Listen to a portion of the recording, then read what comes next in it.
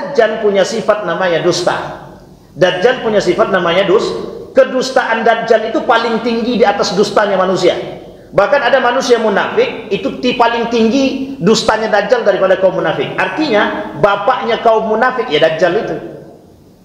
Yang paling berat bagi kita adalah munafik. Di atas munafik itu ada namanya Dajjal. Nah, sampai sini paham Bapak Ibu? Kenapa kita katakan Dajjal itu bapak daripada segala kaum munafik? Karena kelak perkataan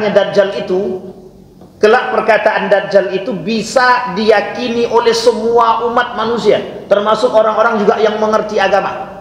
Orang-orang mengerti agama ketika mendengar nama Dajjal, itu orang akan berbondong-bondong. Dengan kealimannya mereka belajar kepada Dajjal tadi.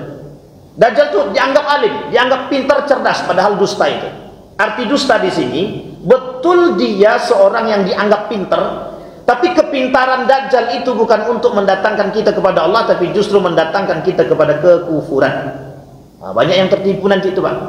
Dajjal sampai misal kita kasih contoh. Andai kata Dajjal menginjakkan kakinya ke Pekanbaru, yang tembilahan, rengat, mana lagi, air molek, lala, pokoknya daerah-daerah terpencil yang ada di Riau ini, itu akan mendengarkan suara Dajjal itu mereka berbondong-bondong datang. Ditunjuk langit, hujan turun. Itu kelebihan. Tapi pada hakikatnya dia menipu manusia. Ada sifat manusia seperti itu sekarang. Dia menganggap diri dia lebih. Penguasa yang zalim. Penguasa yang zalim itu beda tipis dengan Dajjal.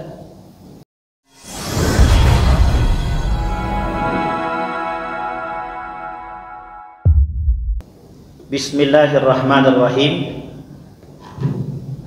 Assalamualaikum warahmatullahi wabarakatuh. Waalaikumsalam warahmatullahi wabarakatuh. Assalamualaikum warahmatullahi wabarakatuh. Waalaikumsalam warahmatullahi wabarakatuh. Alhamdulillahi rabbil alamin. Alhamdulillahilladzi an'ama bi ni'matil iman wal islam bihima tatim. Yang Allah berkahi untuk sekarang dan selanjutnya. Malam menjadi perubahan bagi kita. Mudah-mudahan kelak kita bisa menjadi orang yang istiqamah. Amin ya rabbal alamin. Karena di akhir zaman itu istiqamah itu berat. Tapi kita berdoa kepada Allah, mudah-mudahan kita bisa menjadi orang yang istiqamah. Amin. Kemudian kita berdoa kepada Allah untuk orang tua kita baik yang telah mendahului kita, Allah tempatkan di tempat terbaiknya di sisinya. Allah kumpulkan bersama orang-orang yang saleh, siddiqin, syuhada'i was salihin. Kemudian anak-anak kita menjadi anak-anak yang saleh dan salehah. Orang tua kita yang masih hidup Allah berkahi, Allah limpahkan rahmat, keberkahan, kekuatan dan kesehatan. Amin ya rabbal alamin. Baik Bapak Ibu sekalian yang berbahagia, malam hari ini kita akan mencoba. Ini kali pertama saya datang ke Masjid Masyitoh, Siti Masyitoh. Jantung agak naik turun naik sedikit. 1, 2, 3, 4, 5, 6, 7 ya Pak. Untung saya tidak bawa alat rekam sendiri.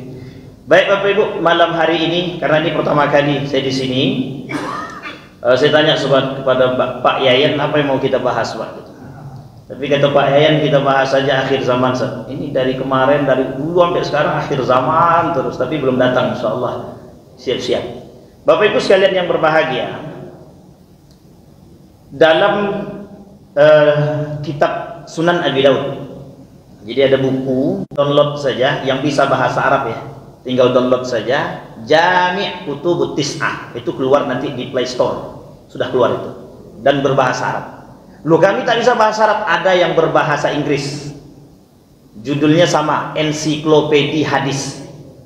Ensiklopedi 9 kitab hadis kalau saya tak salah. Warna hijau. Download saja, udah ada semua itu bukunya. Cuma mohon maaf itu, pandai-pandailah cari.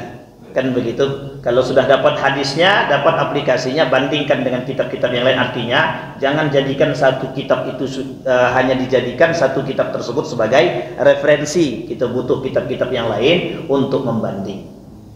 Baik Bapak Ibu sekalian yang berbahagia, berbicara tentang akhir zaman, sebenarnya bukan akhir zaman, fitnah akhir zaman, fitnah akhir zaman. Saya kira teman-teman yang di depan ini udah mau muntah nih kayaknya Bapak Ibu yang tukang rekam-rekam ini. Kemana pergi kerjanya cuma fitnah akhir zaman aja. Mudah-mudahan mereka tidak jadi fitnahnya Bapak Ibu ya. Salah satu tanda kedatangan akhir zaman kata Nabi, kita ambil kitabnya Syekh Mutawalli Sya'rawi, seorang ulama besar, mufti Mesir, Al-Azhar, Kairo. Nama beliau Syekh Mutawalli Sya'rawi, yang oleh ulama-ulama Mesir dijadikan rujukan. Kata beliau paling tidak, itu dalam kitab beliau, tanda datangnya akhir zaman itu ada dua. Satu yang 10. Salah satu diantaranya ada munculnya Imam Mahdi, Isa alaihissalam, kemudian Ya'jud, kemudian ada lagi disebut dengan Dajjal. Itu sudah disebutkan. Bahkan Nabi mengatakan dalam riwayat yang lain tentang Dajjal itu, tak Nabi sebutkan Dajjalnya spesifik, tapi Nabi sebutkan Dajjaluna kazzabun, sayati ala nasi Dajjaluna kazzabun. Nanti akan datang di akhir zaman Dajjaluna kazzabun kata Nabi. Yuhadditsunakum ma lam tasma'u antum wala aba. Nanti kelak di akhir zaman kata Nabi, engkau akan mendengar satu pembicaraan yang kalian belum pernah mendengar. Bahkan bapakmu tidak pernah dengar perkataan tersebut. Bahkan hadis tersebut tidak pernah kalian dengar.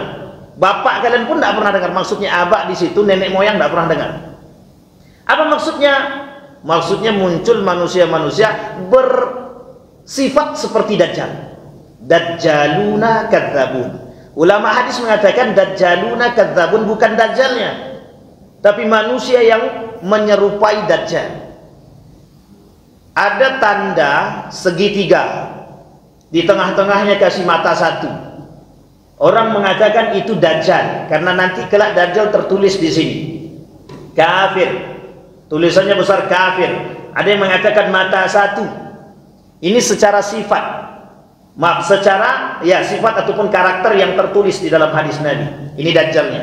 Tapi Nabi sebutkan Dajjaluna kadzabun. Nabi menyebutkan dengan menggunakan kaidah bahasa Arab. Dajjalun berarti akan muncul Dajjal, Dajjal, Dajjal, Dajjal. Ada sifatnya, ada. Kadzabun. Apa kadzabun itu? Pendusta. Jadi kalau ada yang dusta itu berarti Dajjal itu. Terserah Bapak Ibu aja lah. Yang penting jangan sebut, "Oi Dajjal, kau pendusta kau nih." Enggak, jangan sebut. Tak boleh. Kalau ada orang pendusta kita tak boleh kata. Tapi kalimat ini Bapak Ibu menjadi persoalan bagi para ulama kita. Apa maksudnya? Akan tersebarnya orang-orang pendusta itu tersebar. Orang-orang yang pendusta itu akan tersebar. Apa maksudnya? Tersebar di sini, orang-orang itu pertama mudah berdusta. Itu yang pertama.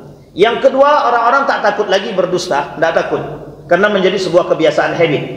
Jadi gini Bapak Ibu, dalam konsep kebiasaan itu begini. Sesuatu yang dipaksakan itu kemudian lama-lama menjadi terbiasa. Nah, kalau sudah terbiasa, itu akan menjadi sebuah kebiasaan habit. Dan nggak bisa lagi itu dihilangkan, sulit. Hanya saja yang bisa menghilangkan ketika dia mau memaksakan dirinya untuk merubah. Nah, yang disebut dengan kebiasaan habit tadi itu yang disebut dengan Dajjalun. Ra'suz dzunubi al-kadzibu. Kelak yang menjadi dosa paling besar itu, Ra'suz dzunubi, bapak daripada sekian dosa-dosa itu adalah dusta. Nah, Dajjal punya sifat namanya dusta. Dajjal punya sifat namanya kedustaan Dajjal itu paling tinggi di atas dustanya manusia. Bahkan ada manusia munafik itu paling tinggi dustanya Dajjal daripada kaum munafik. Artinya bapaknya kaum munafik ya Dajjal itu. Yang paling berat bagi kita adalah munafik. Di atas munafik itu ada namanya Dajjal. Nah, sampai sini paham Bapak Ibu? Kenapa kita katakan Dajjal itu bapak daripada segala kaum munafik? Karena kelak perkataannya Dajjal itu bisa diyakini oleh semua umat manusia, termasuk orang-orang juga yang mengerti agama. Orang-orang mengerti agama ketika mendengar nama Dajjal, itu orang akan berbondong-bondong. Dengan kealimannya mereka belajar kepada Dajjal tadi. Dajjal itu dianggap alim, dianggap pintar, cerdas, padahal dusta itu. Arti dusta di sini, betul dia seorang yang dianggap pintar, tapi kepintaran Dajjal itu bukan untuk mendatangkan kita kepada Allah, tapi justru mendatangkan kita kepada kekufuran. Nah, banyak yang tertipu nanti itu Pak. Dajjal sampai misal kita kasih contoh. Andai kata Dajjal menginjakkan kakinya ke Pekanbaru, yang tembilahan, rengat, mana lagi, air molek, Lala, pokoknya daerah-daerah terpencil yang ada di Riau ini itu akan mendengarkan suara Dajjal itu, mereka berbondong-bondong datang. Ditunjuk langit, hujan turun. Itu kelebihan. Tapi pada hakikatnya dia menipu manusia. Pada hakikatnya dia menipu manusia. Ada sifat manusia seperti itu sekarang. Dia menganggap diri dia lebih. Penguasa yang zalim. Penguasa yang zalim itu beda tipis dengan Dajjal. Tapi jangan di kemana-mana pikir Bapak Ibu ya. Ini tak ada. Ini artinya Bapak Ibu, penguasa yang zalim itu sama kayak Fir'aun. Fir'aun kata dia lebih daripada Tuhan. Artinya dia sama kayak Tuhan, kata Fir'aun. Aku bisa mematikan dan aku bisa menghidupkan. Artinya kalau ada yang seperti ini, itu dia sudah mengalahkan Dajjal itu. Sudah mengalahkan Dajjal. Dia menipu manusia. Dia menipu manusia dengan silaunya dunia. Dia tipu manusia dengan silaunya kekuasaan dan kekuatan, sehingga manusia, mohon maaf, itu bisa tertipu. Makanya kita katakan saat ini banyak orang tertipu dengan apa? Dengan kekuasaan. Ada penguasa yang punya kekuasaan, ada penguasa yang punya jabatan, ada yang penguasa yang punya jabatan, kekuasaan dan tempat itu menjadi Tuhan baru. Jadi Tuhan baru sekarang itu sudah banyak. Salah satunya adalah penguasa yang zalim. Kenapa tidak? Dia bisa mencopot dan menaikkan dan menurunkan jabatan. Itu unik itu. Kau mau naik jabatan? Ya, sini. Berapa juta kau minta? Aku minta 25 juta aja. Apa jabatannya? Cleaning service. Cleaning service. Tenaga honor aja berapa? 15 juta. Bisa dia naik dan turunkan. Kalau dia tak suka, dia turunkan. Ini melebihi, Pak. Artinya adalah manusia yang mensifati sifat Dajjal itu adalah tertipu dengan silaunya dunia. Ini belum masuk, baru mukadimah. Baru mukadimah nih Pak. Artinya Bapak Ibu sekalian yang berbahagia, permasalahan tanda datang akhir zaman ini, itu sangat banyak yang dibicarakan oleh Nabi dalam hadisnya. Kita ambil contoh. Ketika Nabi berkata, dalam riwayatnya kata Nabi begini, badiru bil a'malis salih fitanan kaqita'il lail. Fitnah itu artinya ujian, cobaan. Nabi sebutkan dalam hadisnya kaqita'il lail, kaqita'il lailil muslim. Kemudian yusbihur rajul mu'minan wa yumsi kafiran, aw yumsi mu'minan wa yusbihu kafiran, yabi'u dinahu bi'aradin minad dunya. Kata Nabi, ini dijelaskan oleh Syekh Mutawalli Sya'rawi. Kata Nabi, perbanyaklah kalian berbuat kebaikan, amal bil a'mal. Karena nanti kata Nabi, itu dunia itu banyak fitnahnya. Apa fitnahnya? Ada orang-orang di malam hari mereka kemudian menjadi orang yang beriman, siangnya dia kafir. Tapi sebaliknya ada orang-orang yang di siang hari atau pagi hari beriman, malamnya kafir. Ini kita bahas artinya dalam arti terjemahan yang cukup dekat. Apa maksudnya? Orang-orang itu mudah mengatakan beriman kepada Allah. Aku beriman kepada Allah. Tapi orang yang beriman kepada Allah itu sangat mudah melakukan, mohon maaf, ketertipuan mereka dengan urusan dunia menyebabkan mereka rusak akidah mereka. Bisa kafir, bisa. Kafir mungkin keluar daripada Islam tidak, tapi kufur iya. Kita ambil contoh. Kalau ada manusia yang mempertuhankan jabatan, berarti sudah kafir. Ada manusia yang mempertuhankan jabatan, kafir. Kafir di sini mungkin tidak keluar daripada Islam, tapi dia jatuh dalam kekufuran. Itu bukan ajaran Islam, Pak. Ini takutnya tanda akhir zaman pula ya. Sampai sini paham ya, Bapak. Malam hari dia beriman, tahajudnya jalan, duhanya oke. Maaf, malam hari tahajudnya jalan, witirnya oke. Dalam tahajud dia berdoa, tapi di pagi hari korupsi jalan juga. Tangan. Korupsi jalan juga. Mencaci maki orang di siang hari jalan juga. Kemudian menghina orang di siang hari juga jalan. Tapi kemudian menzalimi orang, menganiaya orang di siang hari juga jalan. Sampai sini paham ya? Ini sederhana maknanya. Tapi rajin dia tahajud, rajin. Bahkan mohon maaf sampai mereka mengatakan bahwa orang-orang berpandangan, oh itu saking rajinnya dia sholat itu. Dia sholat tahajud di dalam masjid, banyak yang mengetahui dia sholat misalkan. Atau sebaliknya, di pagi hari, habis sholat subuh dia datang kemudian Sholat duha dia jalan, sholat subuh jalan, zuhur jalan, asar jalan. Orang-orang mengetahui, oh dia sholatnya di masjid terus. Tapi malam hari, mohon maaf, malam hari mereka ada yang pergi habis sholat isya dia keluar malam. Ada begitu? Ada. Ini cerita nyata. Ini belum pernah saya ceritakan, Bang. Ini cerita baru. Seorang perempuan, oh itu sholat rajin, Bang. Kita kenal dia dan dia rajin sholatnya. Tapi mohon maaf, ternyata setelah sholat isya jam 9 ke atas, dia keluar dari rumahnya, naik, mohon maaf, naik Maxim. Ternyata kemana perginya? Klub malam. Ternyata perempuan kupu-kupu malam. Tak ada manusia yang tahu, enggak. Karena tahunya dia rajin, Pak. Dan itu mohon maaf, itu ayam kampus kalau bahasa kami. Bukan bahasa kami ya, bahasa mereka gitu ya. Ada begitu? Ada, Pak. Ini yang kita maksud. Orang-orang yang kemudian, tapi itu tidak terlalu berbahaya dalam konteksnya adalah mereka mungkin fasik. Fasik, bukan munafik. Tapi yang jauh lebih berbahaya daripada tersebut ada munafik, Pak.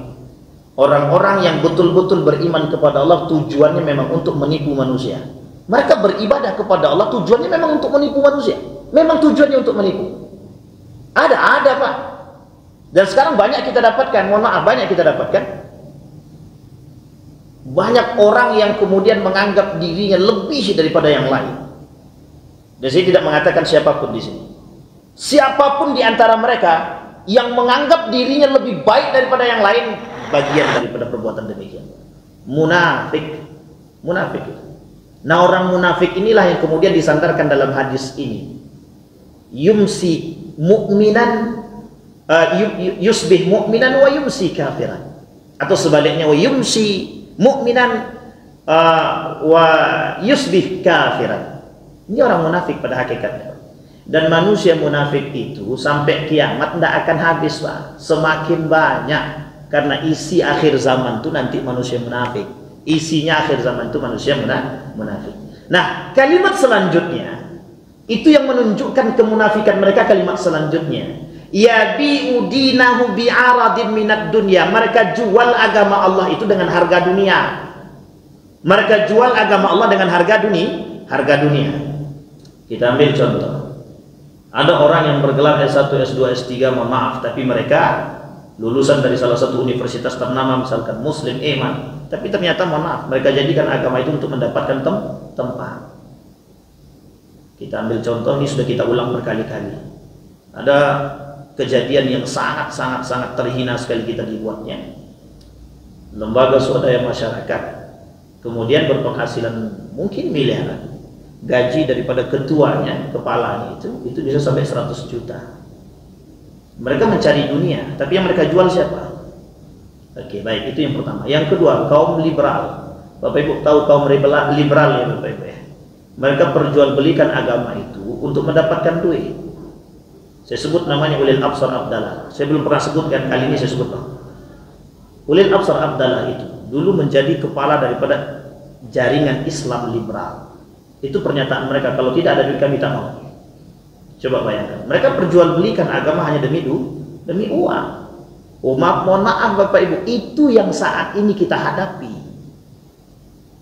Memang tak salah ketika kita kemudian mohon maaf, kita salat, kemudian kita kajian fikih, kita kajian ibadah, sedekah, betul Pak, itu bagus, sangat bagus. Tapi Bapak Ibu perlu mengerti bagian-bagian daripada itu, karena yang menghasut mereka adalah manusia munafik. Manusia munafik di sini itu punya banyak tempat. Liberalisme, sekulerisme, pluralisme. Jangan tersinggung ibu-ibu. Feminisme. Hari Valentine. Itu siapa yang buat? Kaum liberal itu. Yahudi punya antek. Dan mereka buat itu. Hari Ibu. Sama. Hari Buruh sama. Saya punya banyak bukunya tentang itu. Termasuk salah satunya Hari Buruh. Hari Buruh itu yang buat kaum Yahudi. Coba bayangkan fitnah akhir zaman itu begitu Pak, untuk menghancurkan kita. Muslim, mukmin kalau tidak tahu tanda ini kita yang tertipu. Itu kan cuma biasa saja Pak. Iya memang biasa itu. Ucapannya biasa tapi pengaruhnya besar. Coba bayangkan sekarang pengaruh dari kalimat Valentine. Hampir setiap orang antara laki-laki dan perempuan, baik yang sudah menikah ataupun yang belum menikah, mengucapkan selamat hari Valentine ya. Betul apa tak betul? Itu bukan fitnah akhir zaman, bukan Pak, tapi fitnah banget. Sulit untuk disebutkan. Anak muda sekarang mereka mengucapkan demikian. Jawaban mereka dengan akal Pak, sederhana. Apa kata dia? Cuma ucapan aja kok. Harus ribet. Iya betul ya. Coba bayangkan. Itu agama yang mereka jual. Iya. Agama tidak mengajarkan demikian, kata mereka. Agama juga tidak melarang itu, kata mereka. Tapi ada sekelompok orang yang kemudian mendukung dengan mengeluarkan dalil-dalil agama tentang hal-hal hari ibu, hari Valentine dan lain sebagainya. Pertanyaannya adalah, untuk apa? Kalau bukan karena duit. Siapa mereka? Kaum liberal. Itu tujuan mereka. Nah, itu yang disebut dengan yabi'u dinahu. Mereka menjual agama Allah tersebut bi'aradin minad dunya, dengan harga dunia. Bapak Ibu sudah tahu itu, kasus-kasus terbaru kan sudah banyak. Dari dulu sampai sekarang. Cara mereka berusaha untuk menghancurkan kita. Saya bawa buku, Pak. Bukunya insya Allah baik. Seorang Dr. Omar Zaid namanya. Kata beliau nih, Invisible Hand. Invisible Hand itu tangan yang tak nampak. Dalam buku ini Bapak Ibu kalau membaca, begitu banyak konspirasinya Yahudi terhadap kerusakan kita. Dan itu bagian daripada fitnah akhir zaman. Kata Nabi, itu bagian fitnah akhir zaman atau tanda akhir zaman yang kecil. Baru yang kecil, bukan yang besar. Sekarang pertanyaannya, kalau yang besar itu seperti Dajjal itu turun betulan, kira-kira terpengaruh atau tidak? Yang kecil aja kita sudah terpengaruh. Siapa di antara kita yang tidak mau dipuji? Tidak ada Pak. Rata-rata manusia pengen dipuji. Kata Nabi, bagian daripada itu. Kelak manusia bakal banyak yang pengen dipuji, kata Nabi. Kalau sudah banyak manusia, setiap manusia pengen dipuji, tanda akhir zaman sudah datang. Nah, coba bayangkan Bapak Ibu. Ada yang mau dipuji Bapak Ibu? Bapak Ibu pengen dipuji apa tidak? Kadang-kadang ini antara cuci otak atau mungkin tidak tahu doktrin ya Bapak Ibu. Anggap aja lah doktrin Bapak Ibu. Tidak usah terlalu serius Bapak Ibu ditanggapi, tapi yang jelas diimani, itu paling penting. Baik, itu yang sebenarnya tetap bisa katakan yang pertama, tapi bagian daripada yang lain. Nah, kemudian dalam riwayat yang lain, dalam hadis yang lain kata Nabi, la taqumu sa'ah hatta yubnan nas, sampai manusia hatta yabnin nas buyutan yusunaha summa wasyul marahil. Nanti kata Nabi, di akhir zaman itu ada orang yang kemudian berlomba-lomba mendirikan rumahnya tinggi. Nah, ini sebenarnya mesti Bapak Ibu akan berpikir maksudnya apa meninggikan bangunan itu, bangunan rumah. Ada rumah-rumah yang sudah bertingkat, apakah takut banjir dengan alasannya mungkin begitu. Pekanbaru tidak usah takut banjir. Yang ditakutkan Pekanbaru itu maling aja. Lebih daripada itu Bapak Ibu. Apa maksudnya orang-orang yang meninggikan rumahnya? Membangun rumah tapi tinggi-tinggi, menghiasi rumah, pokoknya rumahnya megah-megah. Samping rumah tuh musola, tak berkembang dari dulu begitu-begitu saja. Tapi rumahnya tingkat tinggi, lebih tinggi pula rumahnya daripada masjidnya lagi. Jadi tanda akhir kiamat itu salah satunya adalah tingginya rumah daripada menara masjid. Tapi insya Allah ini menara masjid ada nggak Pak? Ada Pak Ketua, menara masjid nggak ada ya. Tapi ada rumah lebih tinggi daripada ini. Ada alhamdulillah, berarti belum masuk dalam tanda akhir zaman. Tapi bisa jadi Bapak. Itu kemudian dikembalikan pada masalah di Makkahul Mukarramah. Kalau ada bangunan yang kemudian lebih tinggi daripada menara-menara yang ada di Masjidil Haram, itu tanda. Dan itu sudah terbukti. Sebentar lagi akan ada bangunan lebih tinggi daripada itu. Yang disebut dengan yang bangunan yang mengalahkan Burj Khalifah. Jadi akan muncul bangunan yang lebih tinggi daripada Burj Khalifah yang ada di Dubai, yang akan dibangun di Saudi Arabia. Dan itu akan tingginya mengalahkan daripada Masjidil Haram, menara-menara Masjidil Haram. Kalau itu sudah berdiri, tanda akhir zaman semakin dekat. Kenapa demikian? Maksudnya sebenarnya kiasan Pak. Apa kiasan? Orang lebih penting membangun lebih bagus daripada rumah mereka, daripada tempatnya Allah. Kita bayangkan ada masjid yang berpuluhan tahun tak ada perkembangan Pak. Jalankan proposal dari satu tempat ke tempat yang lain sampai 10 tahun, begitu-begitu aja Pak, tidak berkembang. Tapi ada rumah, mohon maaf, jangan ada yang tersinggung, ada rumah bagus, mewah, lebih, pokoknya relevan, membuatnya 1 tahun, 2 tahun selesai, tapi relate. Ini masjid cuman tiangnya doang, 5 tahun Pak cari dana yang dapat. Jangan salah kalau kita bandingkan. Roma itu mengucurkan dana, mengucurkan dana. Bapak Ibu boleh cari informasi ini sebaik mungkin, sedetail mungkin. Kami sudah dapatkan. Roma itu mengucurkan dana, menggelontorkan dana untuk pembangunan gereja. Itu besar sekali. Termasuk salah satunya Aqua. Saya sampaikan di sini. Sebelum ini Le Minerale ya. Ada namanya merek Aqua. Merek Aqua itu di Solo, Surakarta. Dan Bapak Ibu harus tahu, perhatikan gereja-gereja yang di samping tempat produksinya Aqua, perusahaan Aqua tersebut. Itu megah-megah. Dananya dari mana? CSR di situ, Pak. Kami sampai di situ, kami tanya. Itu Aqua yang Bapak Ibu minum. Kemana dananya? Ke situ, Pak. Sampai sini paham ya Bapak Ibu? Ini kami sampaikan di tahun 2009 di kota Yogyakarta. Kami sampai ke tempat itu, kita cari tahu, Pak. Betul. Tidak perlu waktu lama untuk membangun itu, Pak. Asal mereka dapat izin, 1 tahun selesai. Dana bahkan melimpah, Pak. Dananya melimpah dari mana? Berbagai macam. Termasuk salah satu sumbernya Italia. Itu sangat, Pak, sangat kuat. Misi mereka cuma satu, kita ikut mereka. Kalau Anda mau ikut kami aman. Kalau Anda tak mau ya sudah. Begitu bahasanya.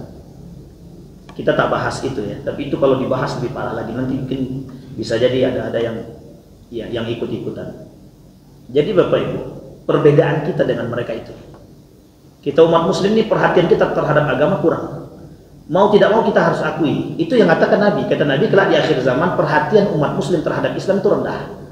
Ini saya sampaikan satu hadisnya. Kata Nabi begini hadisnya, Bada al-Islam gharib wa sayaudu kama bada al-gharib fatuba lil ghuraba, kata Nabi. Itu Nabi yang bilang, kata Nabi, Islam itu muncul dengan keanehan. Orang ketika Islam datang itu mendengarkan itu sakit telinga. Ini agama baru yang dibawa oleh Muhammad.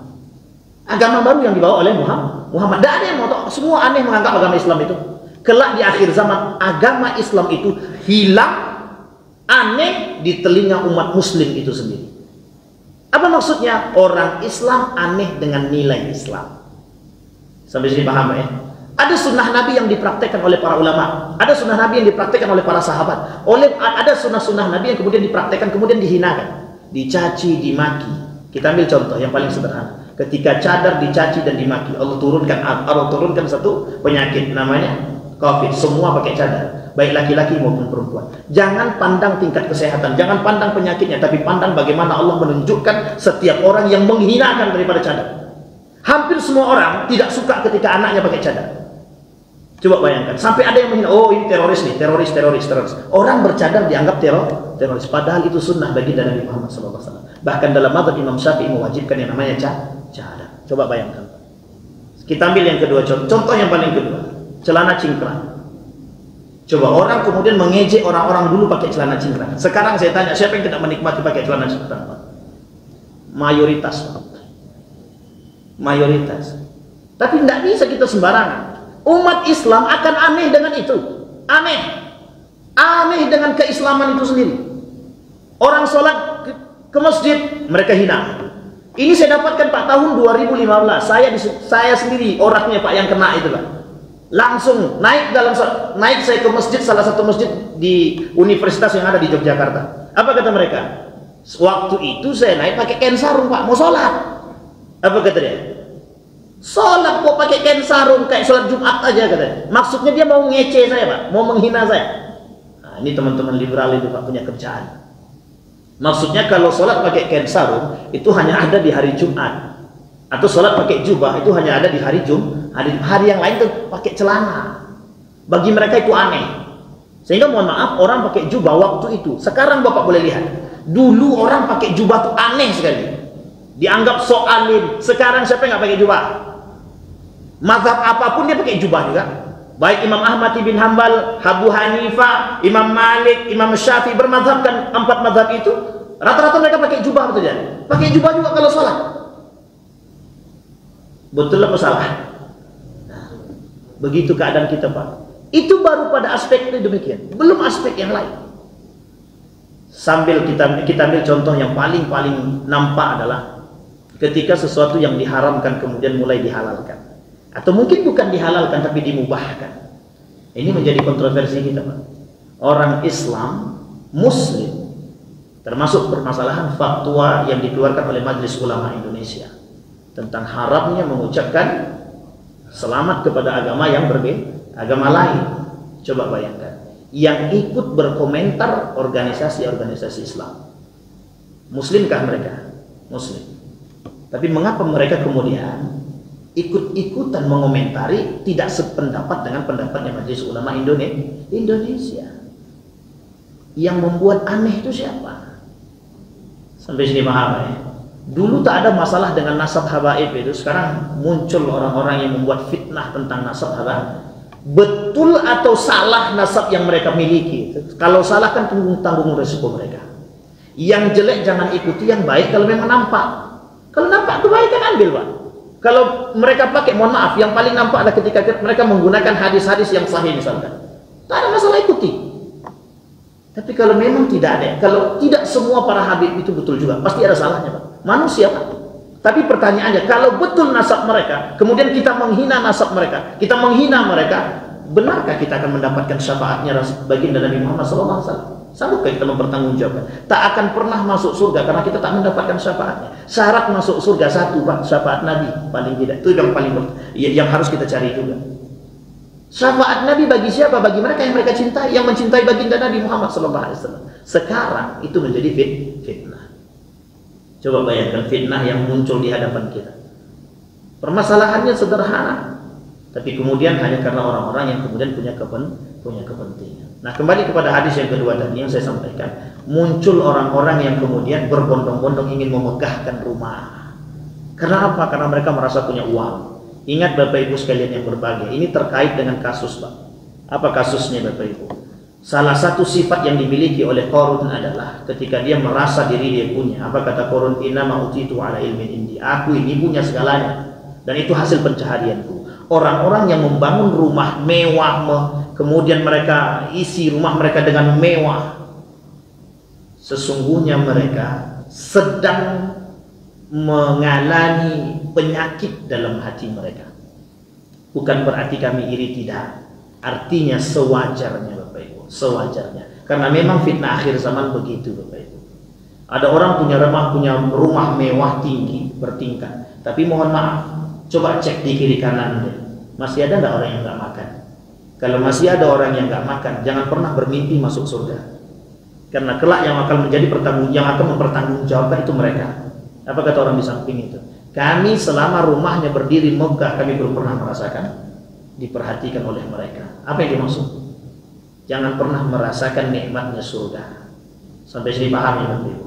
Apa maksud yang kedua daripada hadis tersebut? Kelak ada orang-orang yang enggan membayar zakat tapi mau memegahkan rumah.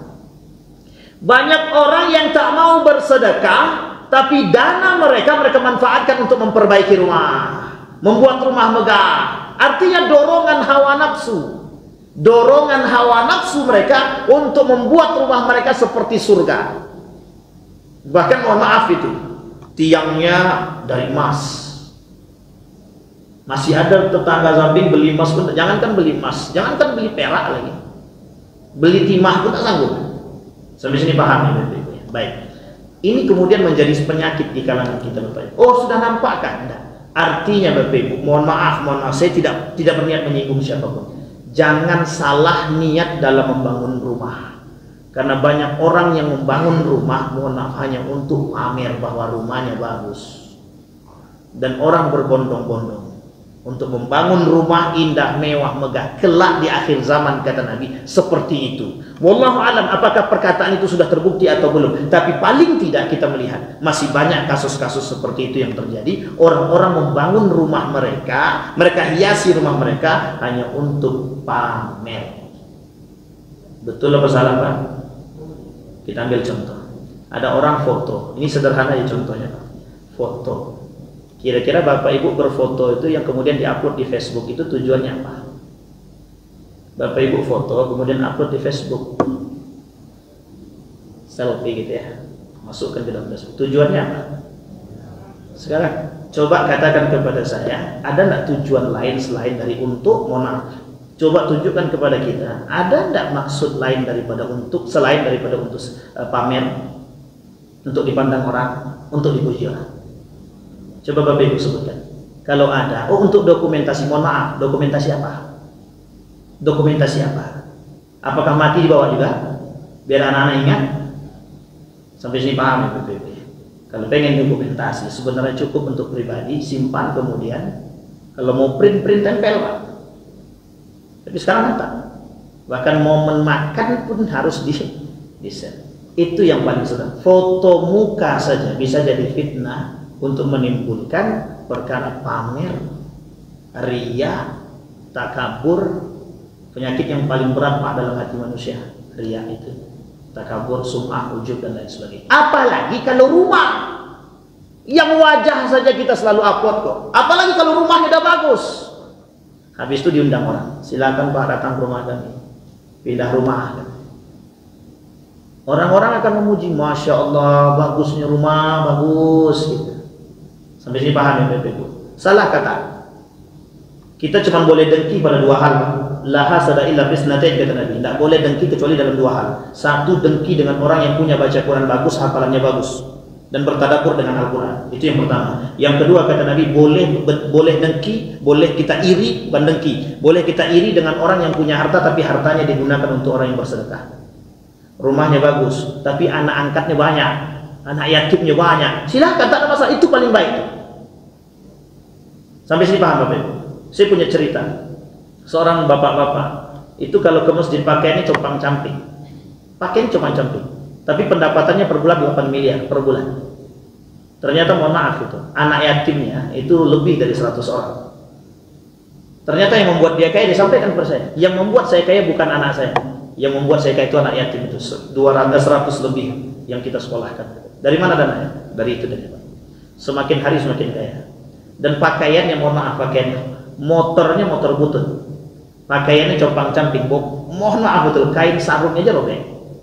Kami pernah tinggal di Yogyakarta bersama beliau, dan rumah saya tak jauh dari rumah beliau, tempat kos saya, jadi saya tahu. Bayangkan Pak, yang mencari manusia kayak gitu sekarang jarang, susah. Salah kalau umat muslim kaya? Tidak salah, bahkan wajib umat muslim kaya, wajib. Kenapa? Kalau kita miskin dihabis orang. Sampai sih paham Pak ya? Dulu Bapak Ibu, ini saya sampaikan, dulu tahun 2012 keluar penelitian, riset yang dilakukan oleh orang-orang liberal. Apa kata mereka? Yang paling banyak miskin siapa? Orang miskin, orang muslim. Orang Islam. Yang paling banyak maling sendal siapa? Orang Islam. Yang paling banyak apalagi kumuh siapa? Orang Islam. Betul apa salah? Salah Pak, jangan begitu. Jangan semangat kali Pak. Riset itu salah. Mereka melakukan riset itu di mana? Di negara muslim. Sekarang kita balik Pak. Coba kalau riset itu dilakukan di negara Inggris, di Cina, kemudian di Amerika, kita buktikan Pak. Yang paling banyak miskin itu muslim apa bukan? Enggak Pak. Kita ambil paling sederhana lagi, India. Coba lakukan riset di India. Saya bilang sama teman saya, ente sekarang sedang di India, betul. Sekarang coba lakukan riset itu. Cara kaum Yahudi menghancurkan kita dengan pola pikir demikian, Pak. Cara mereka menghancurkan kita dengan demikian. Apa kata dia? Muslim itu kumuh, Islam itu kumuh, kemudian maling, kemudian apalagi pencuri, sama lah maling pencuri ya. Kemudian miskin. Gitu. Itu orang Islam. Iya, karena dia riset di sini, Pak. Tapi coba kalau dia riset di Cina, dia riset kemudian di India, dan itu terbukti. Rata-rata muslim atau bukan? Enggak, muslim rata-rata kaya di sana. Sampai sini paham Pak ya? Baik. Ini pola pikir yang kemudian jadi Bapak Ibu, gaya berpikir ini yang kemudian dicekoki kepada kita Bapak Ibu. Nah, kembali kepada masalah kita. Itu baru dua Bapak Ibu. Begitu kondisi kita hari ini. Sudah paham Bapak Ibu? Baik, kira-kira seperti itukah kita saat ini? Belum seutuhnya, tapi sudah bisa kita lihat di beberapa tempat itu sudah ada.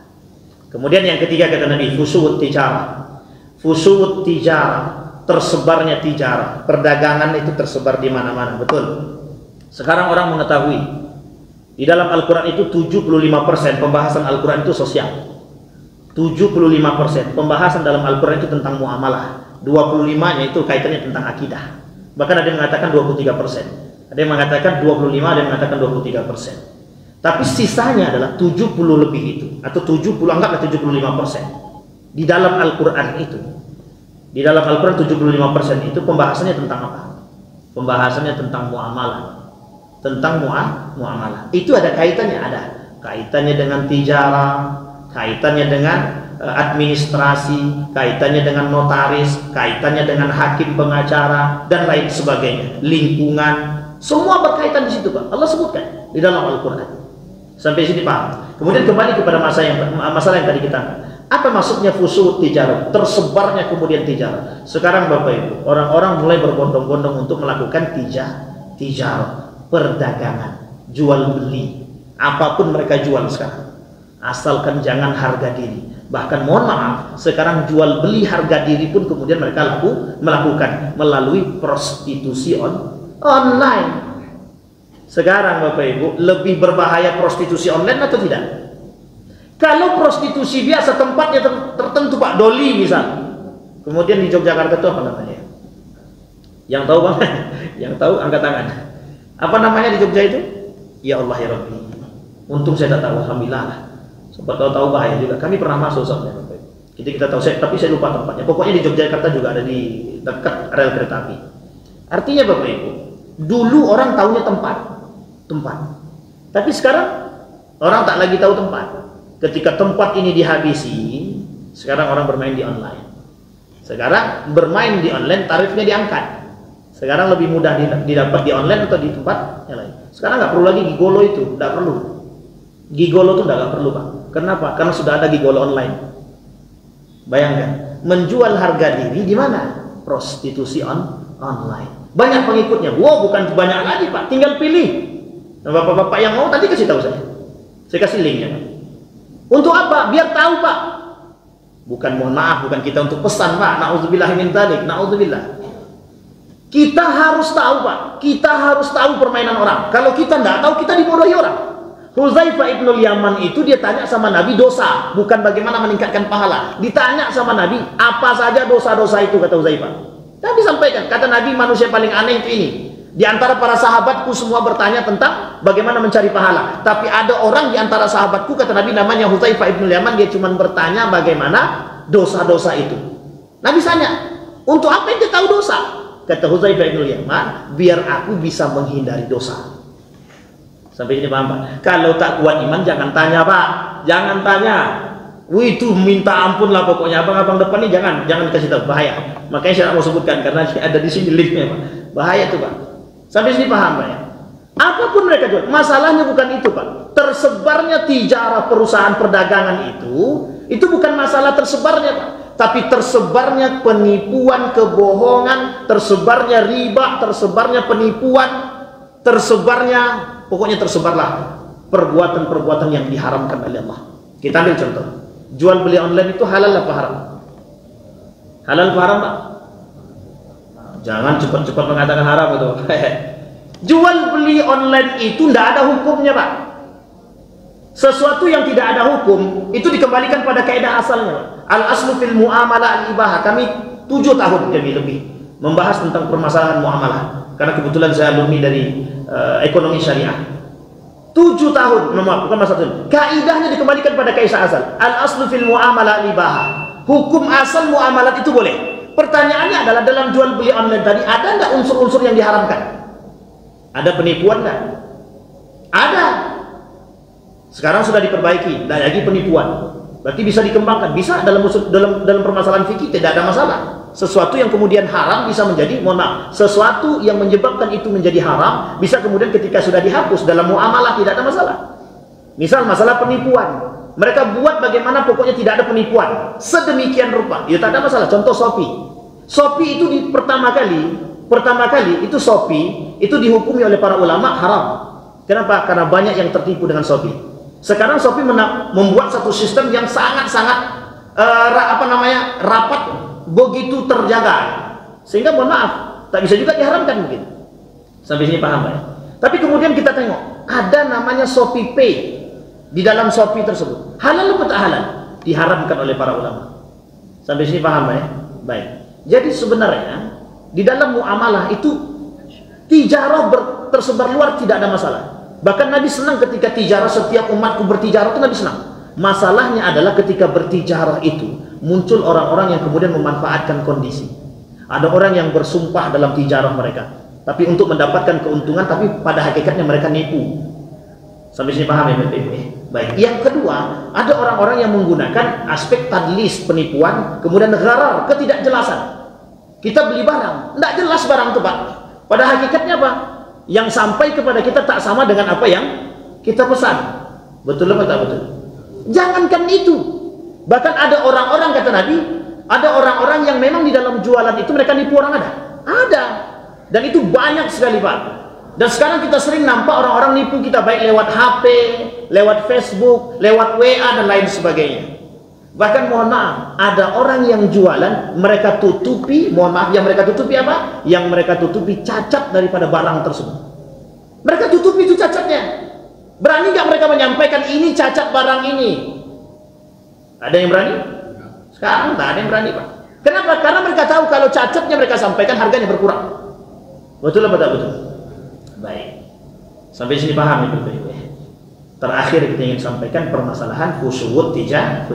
Kata Nabi, kelak di akhir zaman akan tersebar yang namanya perniagaan. Tidak ada masalah perniagaan itu tersebar karena memang itu tanda akhir zaman. Tapi yang menjadi masalah adalah bagaimana orang-orang yang bermain dengan tijarah atau perniagaan tersebut. Ada yang kemudian menjalankan dengan cara baginda Nabi Muhammad SAW. Ada yang kembali dengan syariat, atau ada yang kemudian menjalankan tijarah atau perniagaan tersebut keluar daripada jalur-jalur yang tidak diinginkan oleh baginda Nabi Muhammad SAW atau jalur syariat. Saya kira itu saja Bapak Ibu, mudah-mudahan bermanfaat bagi kita semua. Mudah-mudahan ada berkahnya bagi kita. Fa'tabiru ya ulil absar la'allakum tuflihun. Assalamualaikum warahmatullahi wabarakatuh.